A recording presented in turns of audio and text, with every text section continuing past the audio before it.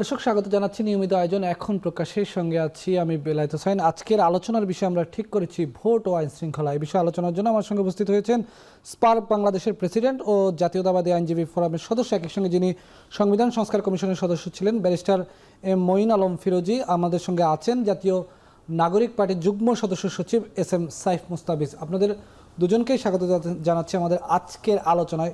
আলোচনার শুরুতেই ওসমান হাদির প্রসঙ্গটা একটু আনতে চাই।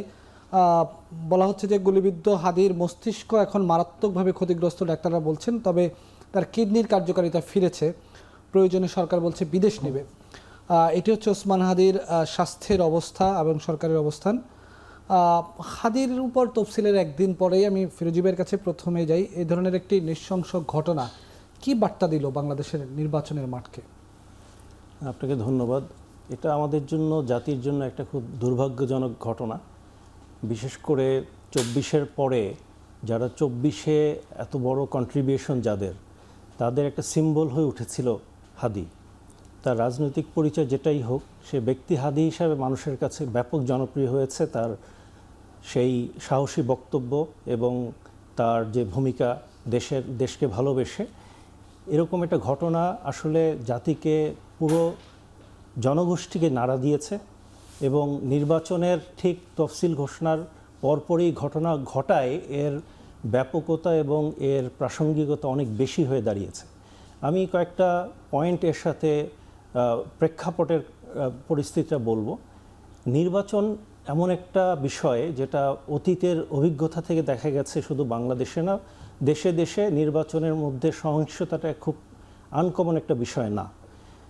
এই সরকারের যে প্রস্তুতি প্রয়োজন ছিল, এখনও কিন্তু দৃশ্যমান কোনো প্রস্তুতি আইন শৃঙ্খলার বিষয় নেই।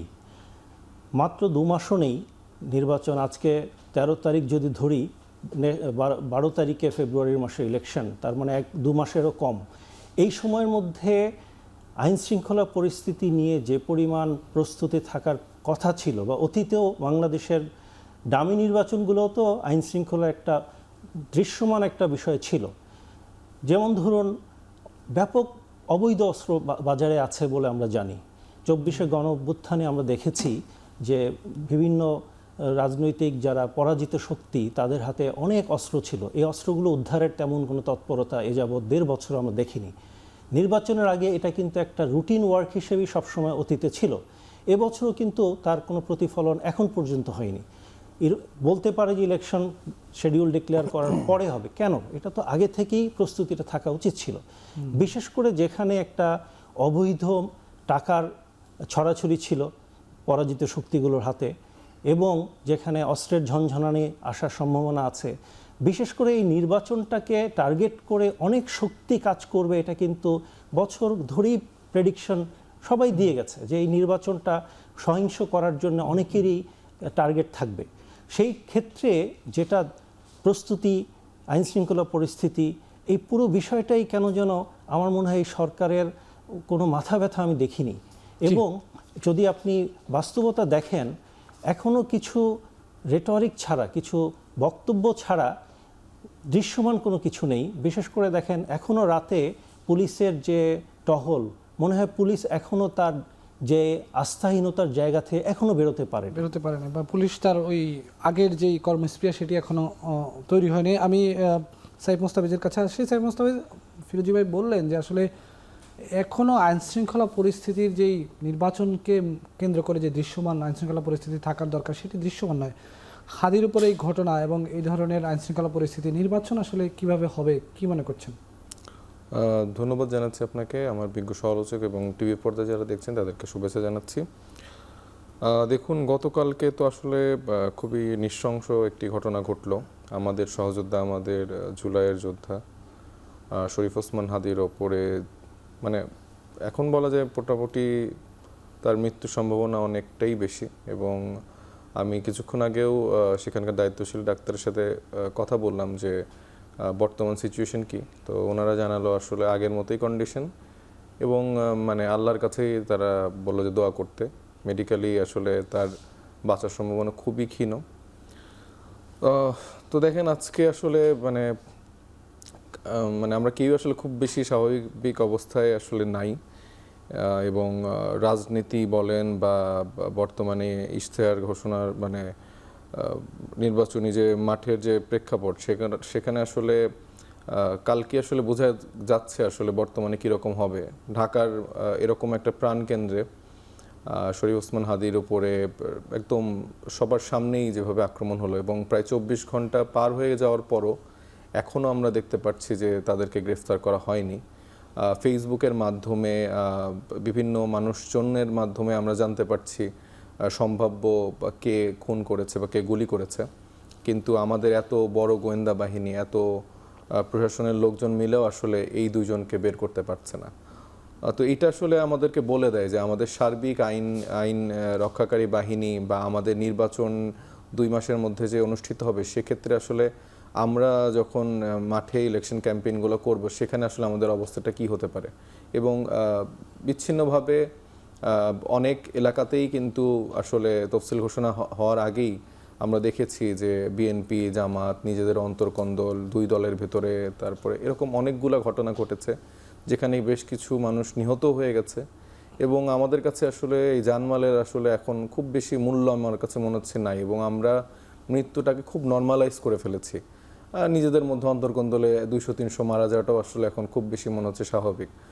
কথায় কথায় আমরা শুনতে পাই যে হ্যাঁ বড় দলের একটু বড় সংখ্যা হতেই পারে, আপনারা বড় হন, আপনাদের এরকম বাড়বে।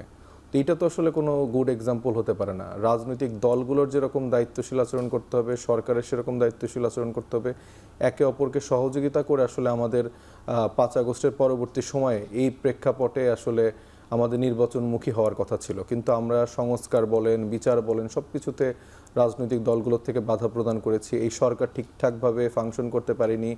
অনেক দায়িত্বশীল উপদেষ্টাদের আচরণ অনেক অদায়িত্বশীল আমরা দেখতে পেয়েছি।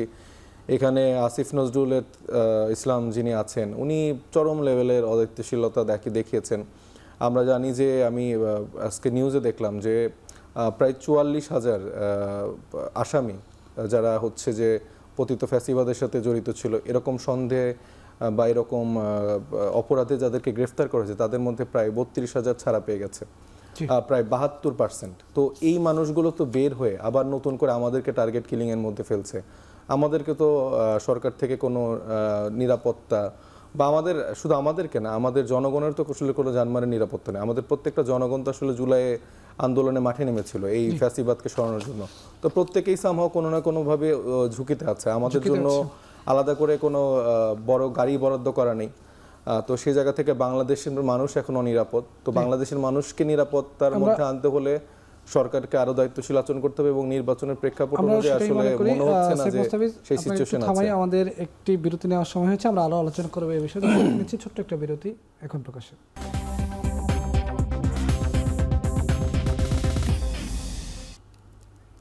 দর্শক স্বাগত আরেকবার, দেখছেন এখন প্রকাশ। আমরা আলোচনা করছিলাম ভোট ও আইন শৃঙ্খলা নিয়ে। এই পর্বে একটু শুরুতেই সাইফ মুস্তাফিজের কাছে আসতেছি। সাইফ মুস্তাফিজ, ওসমান হাদির উপর হামলার ঘটনার পর কালচারাল ফ্যাসিজম শব্দটা সামনে এসেছে। এই শব্দ 5 তারিখের পরেও নানাভাবে আলোচনা এসেছে। কালচারাল ফ্যাসিজমটা আসলে কি? এটা কিভাবে আপনারা ডিফাইন করবেন? এটা দেখেন, কালচারাল ফ্যাসিজমটা হচ্ছে যে 17 বছর ধরে আওয়ামী লীগ যখন ক্ষমতা ছিল অবৈধভাবে, তারা প্রত্যেকটা সেক্টরে নিজেদের একটা সেট আপ রেডি করছে।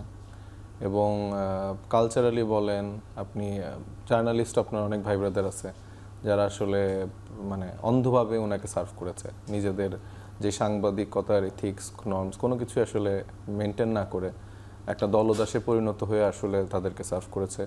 তেমনি আমরা আসলে দেখেছি যে মানে কালচারালি আসলে বিভিন্নভাবে ন্যারেটিভ বিল্ড করা, সেটা মানে সাহিত্যর থ্রুতে হোক, বিভিন্ন আর্ট ফর্মে হোক, চেষ্টা করা হয়েছে যে আসলে আওয়ামী লীগকে নানাভাবে প্রাসঙ্গিক করা, তার সাথে কোনো কোনো ক্ষেত্রে মুক্তিযুদ্ধকে কানেক্ট করানো, এবং সার্বিকভাবে তাদের ফ্যামিলি, তাদের 2 জন মানুষকে ঘিরে আসলে এই জায়গাগুলো আবর্তিত হয়েছে। এবং সেই জায়গাকে ঘিরে অনেক সুযোগ সুবিধা পেয়ে অনেক মানুষ আসলে সে সময়টাই ছিল, কেউ কেউ একটু কুসুম বিরোধিতা করেছে, অনেক সময় সমালোচনা করেছে, যারা এই সময়টায় এসে নিজেদেরকে বিরাট আসলে সে সময়ে তাদের বিপক্ষর শক্তি হিসেবে দাবি করে। এবং কথায় কথায় বলে যে আমরা তো 17 বছর ধরে এদেরকে সমালোচনা করেছি, হাসিনার বিরুদ্ধে কথা বলেছি, কিন্তু আমরা দেখতে পেয়েছি যে ভিন্ন মতকে হাসিনা কিভাবে দমন করে। তাহলে এই মানুষগুলো কিভাবে এত সহি সালামত সুন্দরভাবে হৃষ্টপুষ্টভাবে এখনও তারা তাদের বয়ান উৎপাদন করে যাচ্ছে এবং তারা নানাভাবে বয়ানটা কিন্তু উৎপাদন করেই যাচ্ছে। সেক্ষেত্রে আপনি যদি মিডিয়া পাড়ায় দেখেন, শাওন থেকে শুরু করে এরকম আরও বেশ কিছু অভিনেত্রী অভিনেতারা আছেন যারা নানাভাবে আওয়ামী লীগকে, মুজিববাদকে প্রাসঙ্গিক করার চেষ্টা করছে। আবার আপনি যদি সাংবাদিক পাড়ায় দেখেন, এখন হালের অনেক জনপ্রিয় সাংবাদিকরা আছেন। প্রাসঙ্গিক করার চেষ্টা, এখান থেকেই কি আপনারা কি মনে করেন যে হাদির হত্যাকাণ্ডকে অনেকে নরমালাইজ করার চেষ্টা করছে? হ্যাঁ, হাদির তো নরমালাইজ করার চেষ্টা করছে, বিভিন্ন হাসাহাসি করছে, উপহাস করছে।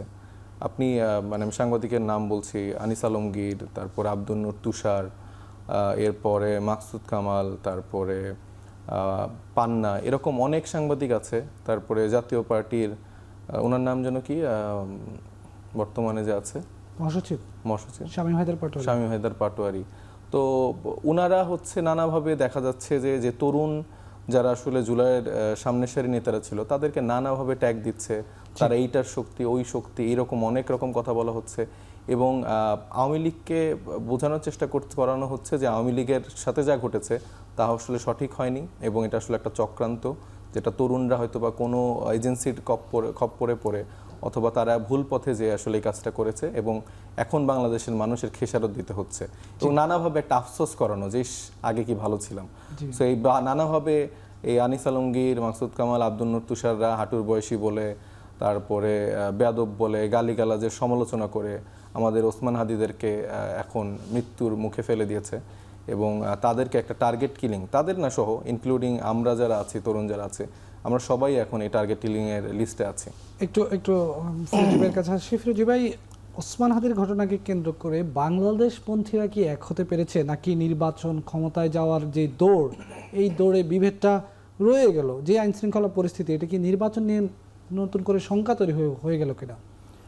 আমি আসলে বিষয়টাকে ভিন্ন মাত্রায় দেখি। বাংলাদেশে 24-এর যে সময়টা থেকে আমাদের নতুন যাত্রাটা, এই যাত্রাটা আসলে একটা প্রজন্মের উত্তরণ। আপনি একটা পুরনো প্রজন্ম এবং নতুন প্রজন্মের মধ্যে একটা সম্মিলনের জায়গা। এই সম্মিলনের জায়গাটা একটা ট্রানজিশনাল টাইম, একটা ক্রান্তিকালীন সময়। এই জন্যে এই সময়টা কিছু বিষয় আছে যেগুলো হয়তো একটু টানাপোড়েন থাকে। নতুন প্রজন্ম আগামী দিনে বাংলাদেশের হাল ধরবে এবং পুরনো প্রজন্ম এই যে টর্চ যেটা পাস করা দরকার সেটা তার দায়িত্বের মধ্যে পড়ে। তো দুর্ভাগ্যজনকভাবে আমাদের সিনিয়র লিডারশিপের মধ্যে এখনও পর্যন্ত ওই মানসিকতাটা আসেনি যে সময় এসছে আমাদের নতুনদেরকে গাইড করা এবং তাদের হাতে আস্তে আস্তে তাদের দায়িত্বগুলো বুঝিয়ে দেয়া। এটার একটা ছোট্ট উদাহরণ দিয়ে বলি, যেমন আমার যে দল আমি করি সেই দলের গতকাল হাদির এই ঘটনার পর যে সংবাদ সম্মেলন হলো, যে বক্তব্যগুলো এসছে, এটা আমি ব্যক্তিগতভাবে এটাকে পছন্দ করিনি। কারণ প্রজন্মের যে ধারাটাকে দল, আমার চেয়ারপারসন, ভারপ্রাপ্ত চেয়ারপারসন যেভাবে নিন্দা করেছে ঘটনাটাকে, ওইখানেই আমরা থেমে যাওয়া উচিত ছিল। ওনার বক্তব্যের পর থেকে এটা দলের বক্তব্য চলে এসেছে। এআই জেনারেটেড ছবি দিয়ে, বিভিন্ন ফেক ফটোকার্ড দিয়ে, ভুয়া ফটোকার্ড দিয়ে রাজনৈতিক দলগুলো একেবারে সিনিয়র নেতা পর্যায়ে একে অপরকে দোষারোপ করছে। আমি ওই কথা যাচ্ছি যে সেখানে যেহেতু দলের সর্বোচ্চ জায়গা থেকে ঘটনাটাকে নিন্দা করা হয়েছে এবং একটা স্ট্রং মেসেজ দেওয়া হয়েছে সরকারকে এর আইনগত দিকটা দেখার জন্যে, সেই সময় সিনিয়র নেতৃবৃন্দর কিন্তু কোনো বক্তব্য থাকার প্রয়োজন ছিল না। এটা কিন্তু একটা রং মেসেজ দিয়েছে। এটা আমি মনে করি এই নতুন প্রজন্মের দলের মধ্যেও যারা আছে তাদের কাছে একটা মিক্স রিয়াকশন হয়েছে। এটা সাধারণ মানুষও ভালোভাবে নেয়নি। আমি যেটা মনে করি যে আগামী প্রজন্মের যে দাবি আছে, আগামী প্রজন্মের যে চাহিদা আছে, সেখানে একটা ব্রিজ করা খুব জরুরি। সিনিয়র নেতৃবৃন্দর এখানে একটা রোল প্লে করার খুবই প্রয়োজন। যে প্রসঙ্গে আপনি কথাটা বলেছেন, নির্বাচনে এটার প্রভাবটা কী হবে, আমি ব্যক্তিগতভাবে মনে করি যে বাংলাদেশে অ্যাটলিস্ট ফ্যাসিবাদের বিরুদ্ধে সবাই সোচ্চার, নির্বাচনমুখী হওয়ার কারণে হয়তো সবাই যার যার অবস্থান থেকে রাজনৈতিক প্রেক্ষাপটে আছে, ময়দানে আছে। মনে হতে পারে সবাই বোধহয় বিভেদ তৈরি করেছে, আসলে এটা বিভেদ না, এটা একটা প্রতিযোগিতার অংশ। কিন্তু যখনই একটা এরকম সহিংসতার জায়গায় চলে এসছে, সেখানে কিন্তু রাজনৈতিক ঐক্যমতটা ভিজিবল হয়ে গেছে। এবং আপনি খেয়াল করবেন গতকাল কিন্তু প্রধান উপদেষ্টার সাথে সব দল এক সুরেই কথা বলেছে, কারণ এটা আমাদের একটা অস্তিত্বের লড়াই। গণতন্ত্র টিকে থাকার জন্য সবার যে সম্মিলনটা প্রয়োজন, এটার কোনো বিকল্প তো নেই। অনলি ডিফারেন্সটা যেখানে, সেটা হচ্ছে নবপ্রজন্ম এবং আগের প্রজন্মের মধ্যে ব্রিজিংটা, যেটা একটা সেতু বন্ধন, ওই জায়গাটা যাতে কোনো রকমভাবে বাধাগ্রস্ত না হয়, এই জায়গাটা গুরুত্বপূর্ণ। জি, আমরাও সেটাই প্রত্যাশা করছি। আরেকটি বিরতি নেওয়ার সময় হচ্ছে, দর্শক নিচ্ছি এখন প্রকাশ আরেকটি বিরতি।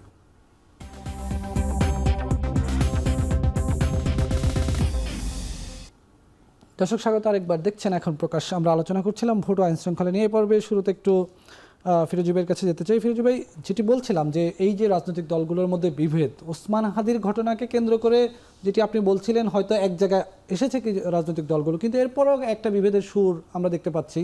বিশেষ করে যেই প্রসঙ্গটা আমি টানলাম যে আসলে এক দলের উপরে এখনো দায় চাপিয়ে দেওয়ার যে বিষয়টা, এই যে এটার আসলে আলটিমেট রেজাল্ট কি?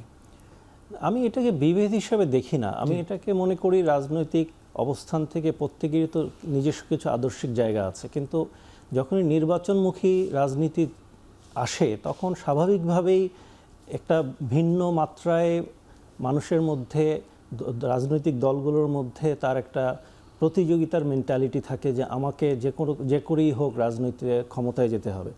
এই ক্ষমতা যাওয়ার যে প্রবণতা, সেখান থেকেই সংঘাতগুলো কিছুটা থাকে।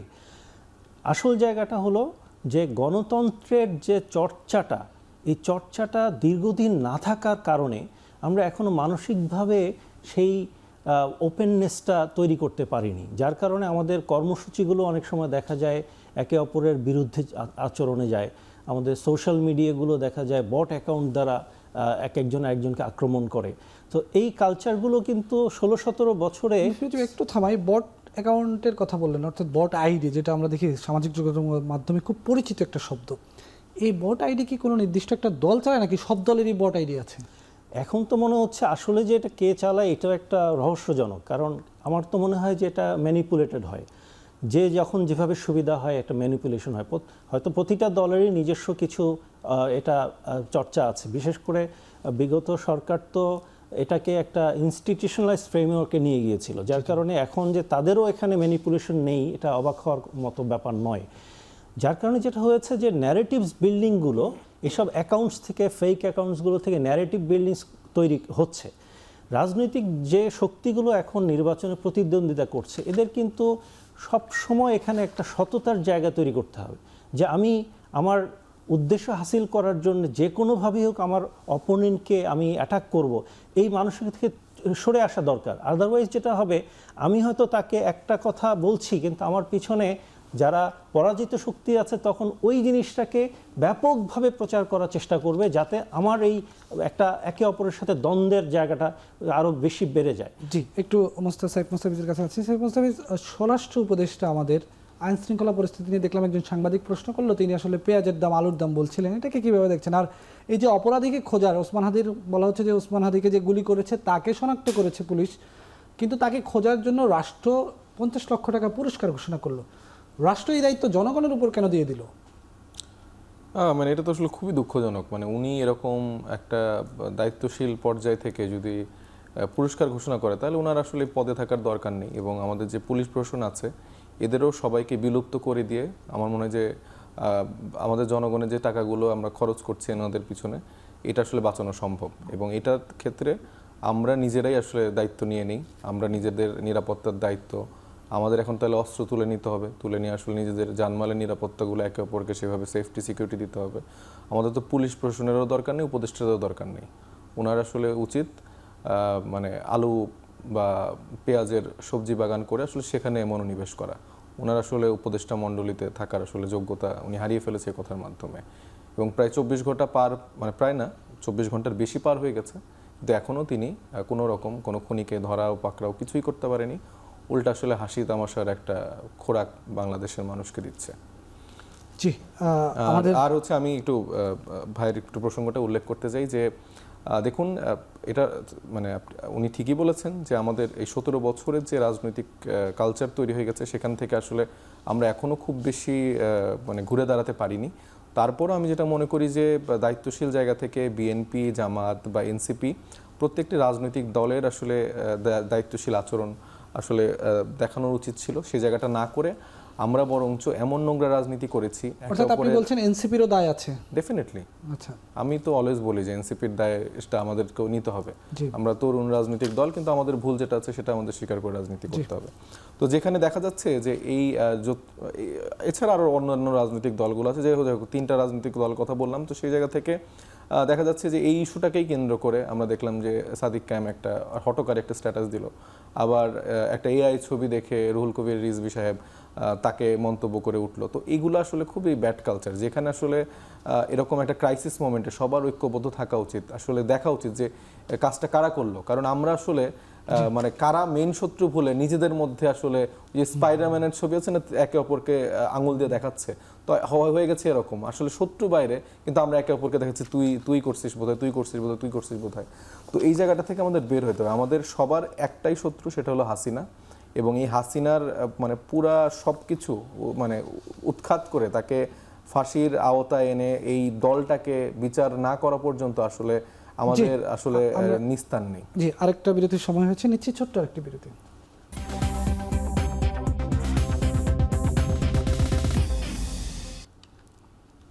দর্শক স্বাগত আরেকবার, দেখছেন এখন প্রকাশ। এই পর্বে একটু ফিরোজ ভাইয়ের কাছে আবার আসতে চাই। ফিরোজ ভাই, তারেক রহমান ফিরবেন 25 তারিখে দেশে। তারেক রহমান ফিরলে বিএনপির রাজনীতিতে বা বাংলাদেশের নির্বাচন কেন্দ্রিক রাজনীতিতে কোনো গুণগত পরিবর্তন হবে বলে মনে করেন? তারেক রহমান সাহেব বাংলাদেশের আগামীর ভবিষ্যতের একটা সিম্বল, যাকে নিয়ে বাংলাদেশ এগিয়ে যাবে ইনশাল্লাহ। উনি আসার সাথে সাথে শুধু বিএনপি না, সারা দেশ চাঙা হয়ে যাবে। কারণ নেতৃত্বটা একটা দেশকে এগিয়ে নিয়ে যায়। বিএনপির মাঠ পর্যায়ে এখন যারা আছে, তারা যখন তারেক রহমান সাহেবকে কাছে পাবেন, অবশ্যই তারা দেখবেন যে দ্বিগুণ গতিতে রাজনীতির এই গণতন্ত্রায়নের প্রক্রিয়াতে সামিল হয়ে যাবে। এবং তারেক রহমান সাহেব দেশে আসার সাথে সাথে পুরো রাজনৈতিক প্রেক্ষাপটটা বদলে যাবে। কারণ এখন যেটা হয়েছে যে তারেক রহমান সাহেবের অ্যাবসেন্সে রাজনৈতিক মেলবন্ধন, সেতুবন্ধনের কিছু ভাটা পড়ে গেছে।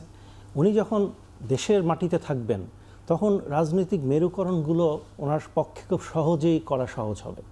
এই জন্যে তারেক রহমান সাহেব দেশে আসাটা আমাদের জাতির জন্য একটা বড় পাওয়া। ইনশাল্লাহ উনি দূরে থেকেই একটা এত বড় দলকে নেতৃত্ব দিয়ে এই পর্যায়ে নিয়ে রেখেছেন। যখন উনি দেশের মাটিতে আসবেন, বিএনপির এবং দেশের গণতন্ত্রায়নের ভবিষ্যৎ অনেক উজ্জ্বল হয়ে যাবে। তারেক রহমান বলেছেন যে একটি দল দেশের স্থিতিশীলতা বিনষ্টের জন্য উঠে পড়ে লেগেছে। এটা কি জামাতকে মিন করেছেন নাকি আওয়ামী লীগকে? অবশ্যই ফ্যাসিবাদী শক্তি যারা, তারাই এই দেশের গণতন্ত্রের মধ্যে সবচেয়ে বড় বাধা। এই শক্তিটা চাইবে না দেশে একটা সাবলীল গণতন্ত্রায়ন হোক। নির্বাচন প্রক্রিয়ার মাধ্যমে দেশের গণতন্ত্র আবার ইনস্টিটিউশনালাইজ হয়ে যাবে। যেখানে ব্যক্তিকেন্দ্রিক ইনস্টিটিউশনগুলো তৈরি হয়েছিল, সেখান থেকে আমরা সঠিক গণতন্ত্রে ফিরে আসার সুযোগ পাব। সেই দল চাইবে নির্বাচনের মধ্যে সহিংসতা, সেই দল চাইবে নির্বাচনকে বিতর্কিত করতে এবং মানুষের মধ্যে একটা ভয়ভীতি ঢুকিয়ে দিতে। এখানে আমার একটা বক্তব্য আছে ব্যক্তিগত, সেটা হচ্ছে হাদির এই ঘটনা। হাদি আমার ঝালকাঠির ছেলে, এই জন্য আমার তার প্রতি অন্যরকম একটা ভালোবাসা। হাদির এই ঘটনা কিন্তু আমি মনে করি আগামী দিনে প্রত্যেকটা জনগণকে একত্রিত করছে, প্রত্যেকটা মানুষের মধ্যে চেতনা আবার জাগিয়ে নিচ্ছে যে আমরা 24-এর মধ্যে যেটা পেয়েছিলাম, আমরা নির্বাচনের সময় অনেক কিছু হারিয়ে ফেলছিলাম, নির্বাচনের কারণে আমাদের একটা ভেদাভেদের জায়গা তৈরি হচ্ছিল। হাদির এই সিম্বলটা আগামী দিনে এই নির্বাচন যেটা আমরা পাবো, এই নির্বাচন দেখবেন যে সবাই কিন্তু জনগণমুখী হয়ে যাবে এবং দ্বিগুণ উৎসাহে যত বাধাই আসুক, যত ত্রাস হোক, যত অবৈধ অস্ত্রই আসুক না কেন, মানুষ কিন্তু গণতন্ত্রটাকে প্রতিষ্ঠা করার জন্য দৃঢ় প্রত্যয় নিয়ে সামনে আগাবে। জি, সাইফ মুস্তাফিজ, শেষ প্রশ্ন নিয়ে আপনার কাছে আসি। ভারতীয় আধিপত্যবাদের কথা খুব বেশি উচ্চারিত হচ্ছে যখন ওসমান হাদির উপরে এ ধরনের একটি ঘটনা ঘটলো। বিশেষ করে ওসমান হাদিকে আমরা দেখেছি যে ভারতীয় আধিপত্যবাদের বিরুদ্ধে গর্জে উঠতে।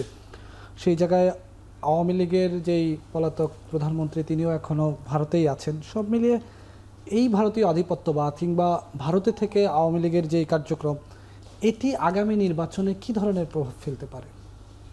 এটা বেশ বড় রকমের প্রভাব ফেলতেই পারে।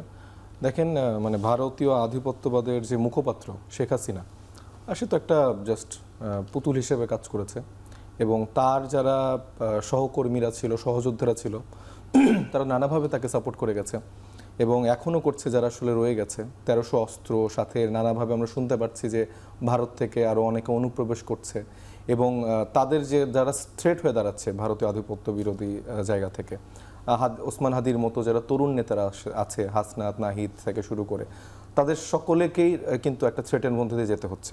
এবং সেই জায়গা থেকে এই দায়টা কিন্তু আমি মনে করি যে আমাদের সকলেরই আছে, মানে ইনক্লুডিং ইউ, মি, ভাই, সবাই।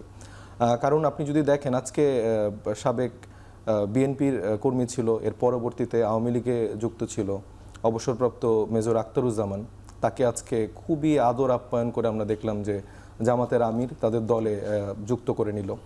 এবং এরকম একজন লোক যে লাস্ট ডামি ইলেকশনটাও করেছে, তাকে আসলে যেভাবে দলে জায়গা দেওয়া হলো, এটা তো আসলে আমাদের 24-এর গণ অভ্যুত্থানের যে আকাঙ্ক্ষা, সেটা তো বাস্তবায়ন হয় না। এবং এই ব্যক্তি আমাদের জুলাইকে ছোট করে সে সময় লাইভে হচ্ছে যে আমাদেরকে রাজাকার বলেছে, আমাদের পরিবার নিয়ে তুচ্ছতাচ্ছিল্য করেছে, এরকম মানুষদেরকে প্রকাশ্যে অ্যাকোমোডেট করছে। এবং এটার সংখ্যাটা আরও বেশি তৃণমূল পর্যায়ে নানাভাবে জামাত ইসলামী বাংলাদেশ, আওয়ামী লীগের বিভিন্ন টাইপের যারা নেতাকর্মীরা আছে সুযোগ সন্ধানী, তাদেরকে দলে ভিড়াচ্ছে। বিএনপি তো আরও আগে থেকে শুরু করেছে। এই দুইটা দলের একটা প্রতিযোগিতা নেমে গেছে, মানে কারা কতটুকু এই টাইপের যারা মানে ছিন্নমূল উচ্ছিষ্ট আওয়ামী লীগের লোকজন আছে দলে যুক্ত করতে পারবে। এইটার ফলে আওয়ামী লীগ কিছুটা প্রাসঙ্গিক হওয়ার সুযোগ তৈরি হচ্ছে। এবং আপনারা যারা মিডিয়া কর্মীরা আছেন, আপনাদের যারা মিডিয়া হাউসগুলোর মালিক আছেন, যারা আসলে আপনাদেরকে স্পন্সর করে, আমি এর আগে কয়েকটা টক শোতে দেখেছি এরকম কয়েকজন মানে গেস্ট এসছে যাদের সাথে আসলে বসাই চলে না, তারা বিগত ফ্যাসিস্ট আমলের বিভিন্নভাবে বয়ান উৎপাদন করে যাচ্ছে। তারা আমাকে উপস্থাপকরা জানিয়েছে এটা যে স্পন্সর তাদের ডিমান্ড। তো এখানে তো দায়ভার আপনাদের অনেক আছে। সো আপনারা আপনাদের জায়গা থেকে প্লিজ চেষ্টা করেন এই জায়গাগুলোতে একটু আওয়াজ তোলার, কারণ আজকে আমার ভাই হাদির আজকে যে অবস্থা হয়েছে, এইটার দায়ভারের রক্ত কিন্তু আপনাদের হাতেও লেগে থাকবে। আপনারা যখন একটা প্রোগ্রাম ডিজাইন করবেন, আমি আপনাদের কাছে বিনীত রিকোয়েস্ট করবো এরকম লোকজনকে আপনারা প্লিজ দাওয়াত দিবেন না। এবং আমরা দেখতে পাচ্ছি বিভিন্ন চ্যানেলে আবার কিছু কিছু এরকম হোস্ট, এরকম কিছু সাংবাদিকরা ফিরে আসছে যারা এতদিন পলাতক ছিল, যারা এখন নানাভাবে বিএনপিকে মানে সুবিধা দিয়ে বা জামাতকে সুবিধা দিয়ে তাদেরকে একটু খুশি করে আবার নিজেদের পদে বহাল হওয়ার চেষ্টা করছে। এবং বিএনপি বা জামাতের বক্তব্য যে হ্যাঁ আচ্ছা আমাদের সবাইকে একটু সুযোগ দেওয়া দরকার। তো এখান থেকে বের হয়ে আসবেন রাজনীতিবিদরা, এখান থেকে বের হয়ে আসতে হবে সাংবাদিকদের, এবং শিক্ষক থেকে শুরু করে প্রত্যেকটা শ্রেণী পেশায় যেইভাবে আওয়ামী লীগকে মানে জায়গাগুলো দেওয়া হয়েছিল, সেই জায়গা থেকে সবাই সচেষ্ট থাকলে আমার মনে হয় এই ঘটনাগুলোর পুনরাবৃত্তি হবে না। এবং আমার মনে হয় যে আমাদের ওসমান হাদি ভাই আমাদের মনে যে ফিরে আসবে, এটার জন্য আমরা সবাই দোয়া করব। অনেক ধন্যবাদ আপনাদের দুজনকে আমাদের সঙ্গে আজকের আলোচনায় যোগ দেওয়ার জন্য। দর্শক, এই ছিল আমাদের আজকের আয়োজনের সাথে থাকার জন্য ধন্যবাদ।